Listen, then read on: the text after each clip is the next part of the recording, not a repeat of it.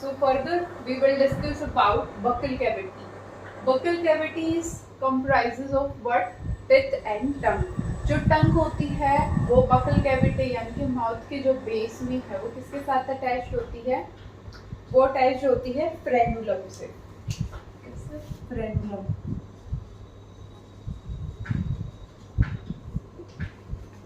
यानी कि जो माउथ का जो फ्लोर होता है वो टंग उसके साथ अटैच्ड होती है जिसको बोलते हैं फ्रेनुलम। अब हम बात करेंगे टिथ के बारे में। जो कि टिथ है वो जो माउथ में क्या है, वो जॉज एंड सॉकेट के साथ कनेक्शन बनाते हैं। यानी कि जैसे जो टिथ है वो किस में एम्बेडेड होते हैं? सॉकेट बोन में। ठीक है, तो अब टिथ होते हैं वो ह्यूमन बॉडी के अंदर क्या होता है? टिथ के बारे में तो बताइए, ये होता है डाइफाइडोंट। यानी कि ह्यूमन बीइंग के अंदर पूरी लाइफ टाइम में 2 टाइप ऑफ टिथ आते हैं, जिसको फर्स्ट हम मिल्क टिथ बोलते हैं, सेकंड जो है परमानेंट टिथ होते हैं। तो ये किसको शो करता है? डाइफाइडेंट एक प्रॉपर्टी होती है। सेकंड इज क्या होते हैं? हेट्रोडोंट होते हैं। यानी कि जो टिथ होते हैं अलग अलग टाइप के होती है। हेट्रोनोमस उसके अंदर कैरेक्टर होता है, कोई इंसीजर्स को कैनाइन, उनके अलग अलग भी फंक्शंस होते हैं। फिर क्या है? जो टिथ है, ठीक है, जो यानी कि हमारा एक सॉकेट बोन के अंदर क्या है? कनेक्ट होता है, तो इसको क्या बोलते हैं? थियोडोंट। तो ये तीनों प्रॉपर्टीज हैं, ठीक है, ह्यूमन बीइंग की। तो फिर नेक्स्ट हम आते हैं कि डेंटल फॉर्मूला पे। ठीक है,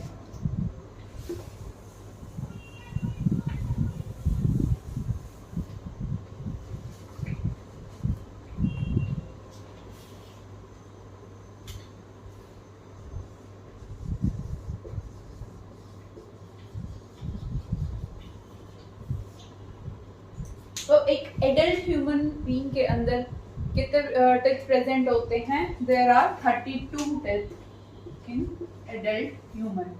ओके, तो अब 32 टिथ कैसे होती हैं कि हमारे जो जबड़े होते हैं, ठीक है, वो 2 होते हैं। जैसे जो नीचे वाला होता है उसका हाफ पोर्शन हमने डिवाइड कर रखा है, हाफ इस साइड हाफ इस साइड। तो इसमें तो होते हैं 8 काइंड ऑफ टिथ। ये सेम टिथ यहाँ पे प्रेजेंट होते हैं। तो टोटल कितने हो गए? 16। ये लोअर जॉ के अंदर है और अपर जॉ के अंदर भी क्या है? 16 टिथ हैं इन एडल्ट ह्यूमन बीइंग। ठीक है, अब कौन कौन से होते हैं वो हम डिस्कस करते हैं। ठीक है, जो फर्स्ट होता है, फर्स्ट 2 आर इंसीजर्स। ठीक है, ये कितने होते हैं? 2। ठीक है, फिर आते हैं केनाइन, देन आते हैं प्रीमोलर्स 2,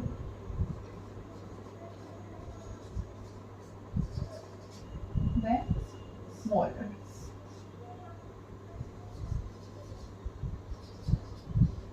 ठीक है, तो अब क्या होगा कि डेंटल फॉर्मूला होगा वो हम कैसे लिखेंगे? वो क्या होता है?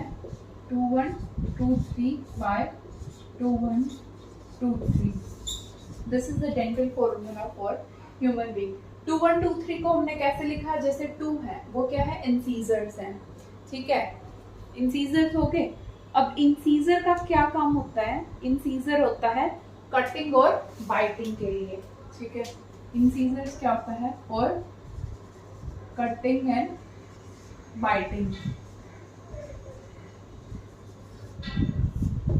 कि कोई भी फूड आया उसको कट किया और उसको बाइट किया। ठीक है, फिर आता है कैनाइन। ये कैनाइन कितने होते हैं? ये एक होता है हाफ लोअर जॉ में, ठीक है, या फिर अपर जॉ। तो कैनाइन का काम क्या होता है? Main it helps in tearing. ठीक है, फिर आते हैं क्या? प्रीमोलर्स। अब प्रीमोलर का काम किस में होता है? क्रशिंग और ग्राइंडिंग में। ठीक है, premolar is using crushing and grinding. ठीक है, और ये कितने होते हैं? 2। ठीक है, इसलिए इसका भी नाम क्या है, प्रीमोलर्स।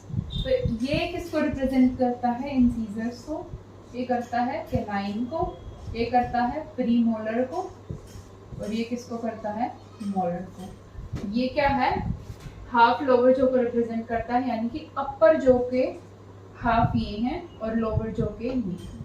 तो सेम, तो टोटल 32 हो गए।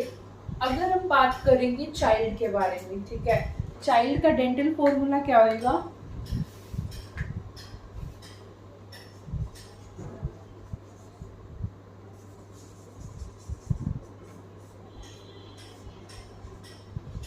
टू 1 0 2,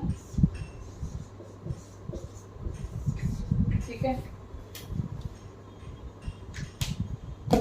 यानी कि 2 क्या होंगे, इंसीजर्स, 1 सॉरी 2 क्या होंगे, इंसीजर्स चाइल्ड में, 1 क्या होएगा, कैनाइन, एंड प्रीमोलर्स क्या है, एब्सेंट होते हैं, जबकि ह्यूमन बीइंग में कितने होते हैं, 2, एंड मोलर्स कितने होते हैं, 2।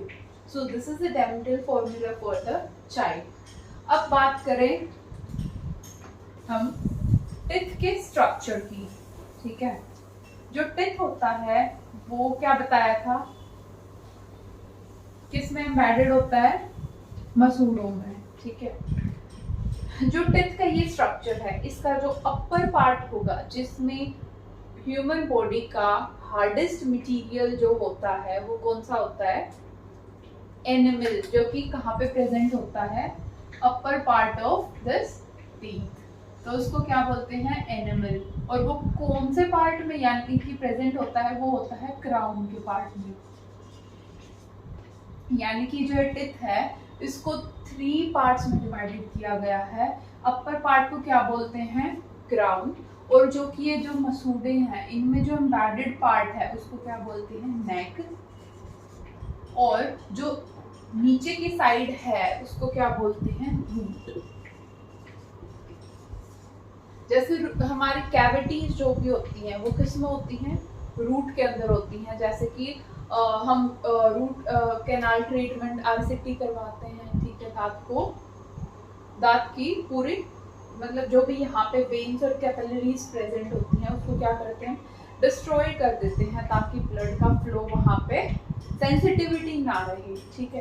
फिर क्या होता है, क्राउन, नेक एंड रूट में डिवाइडेड है एक टिथ का स्ट्रक्चर, और जो क्राउन के ऊपर क्या प्रेजेंट होती है,